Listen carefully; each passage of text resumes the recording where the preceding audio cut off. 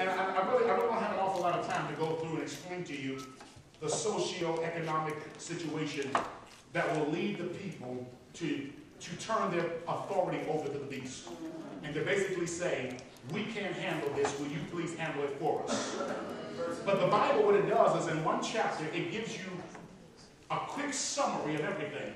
And says, this is how the last days are going to be. It takes all that Christ said in Matthew chapter 24, all the stuff that you read in the seven seals, and it just condenses it and says, okay, this is the picture of the very last moments of Earth's history right before Jesus Christ comes back. Are you listening to me out there? Are you listening to me out there? And so what you have is, you have these events transpiring. And so the question is, of all of this stuff that takes place in the last days, how did they get there? Didn't you see what they had to go through? After all of the mess that they went through, all of the threats that they went through, all of the hell that they went through, how did they get up there? As soon as the question comes out of our mouth, God comes with the answer. They are up there because of the everlasting gospel. How did they get up there? I saw an angel fly in the midst of heaven, having the everlasting gospel to preach to them that dwell on the earth. Hold on, to preach to who? To preach to them that dwell on the earth. Now remember now, all of them that dwell on the earth shall worship the beast, the ones whose names are not written in the Lamb's book of life. So it would appear that the only one that is trying to affect the entire world is the beast.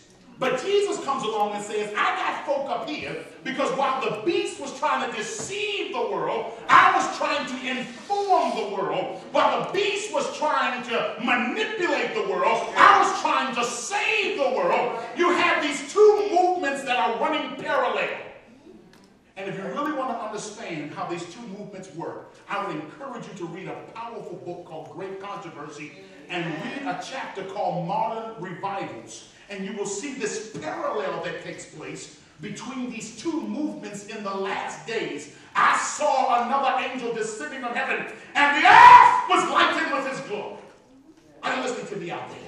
And so what is the reason that they got up there is because while Satan was trying to deceive the world, there was an angel flying in the midst of heaven that had the everlasting gospel. And there were people who were in the midst of that crowd who was crying, let's make an image to the beast, when all of a sudden they heard the voice of that angel that said, I've got an everlasting gospel. And in the midst of them saying, let's worship the beast, they turned around and said, I must worship Jesus. They got up that morning wandering after the beast. But before they went to bed that night, they were following the Lamb. It took place because of the everlasting gospel. It took place because of the judgment. It took place because Babylon fell. It took place because the beast and his mark was not as bad as you had thought. Revelation 14 and verse 6, the Bible says, I saw an angel flying in the midst of heaven, having the everlasting gospel. The newer translation says, I saw an angel flying in the midst of heaven, having the eternal gospel. The gospel that is eternal. Or as the Greek puts it, the gospel that is from the age of the ages. I love the way the Greek puts that thing. The age of the ages. I saw him preaching a gospel that was eternal. That was what, everybody? Eternal. The only other thing besides the gospel that is eternal is the God who gives the gospel. And so I saw another angel flying in the midst of heaven with a message that was as old as God himself. The emphasis on this gospel is the fact that it is an eternal gospel. Are you listening to me out there? The emphasis, the main word, the main adjective that describes this gospel is that it is an eternal gospel. The emphasis is on eternal. They are up there walking with the Lamb because of the eternal gospel. In In other words, they're up there because of a gospel that was set in motion in eternity past. In other words, they are up there because God had a plan to get them up there. I want y'all to listen to me, my friends. They are up there because my God had a plan to get them up there. One thing I love about Jesus is that the plan of salvation was not devised as some last-minute deal that caught God off guard, and he had to come up with some kind of a plan. That's right. Yes. I also could be out there. But rather, my God in eternity past had already come up with a way that he would handle the sin problem, but more specifically, in eternity past, he had already come up with a way that he was going to handle your sin problem. Oh, I think I need to stay here for just a moment. What I'm saying to you, my friend, is that in your life, because I have them in my life, there are certain sins, certain struggles, and certain besetments that seem to hold us down. Things that seem to paralyze us.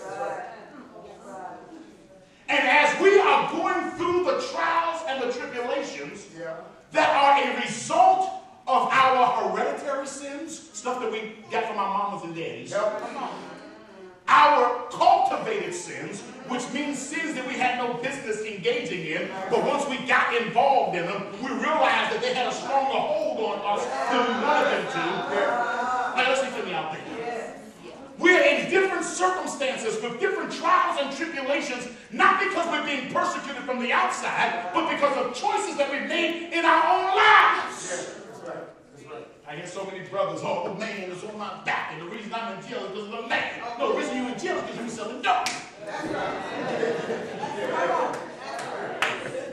Call a spade a spade.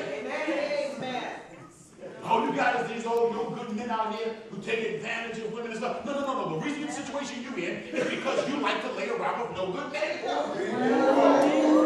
You like to have sex with men that ain't no good. Let's not put it off on some other thing. Let's call a spade what a spade is. You're not going through these trials of all these kids. You're not locked up in prison because of somebody else. It's because of the foolishness that you do. Nobody held you down and made you do it. You chose to do it. And now you're suffering the consequences of your own actions.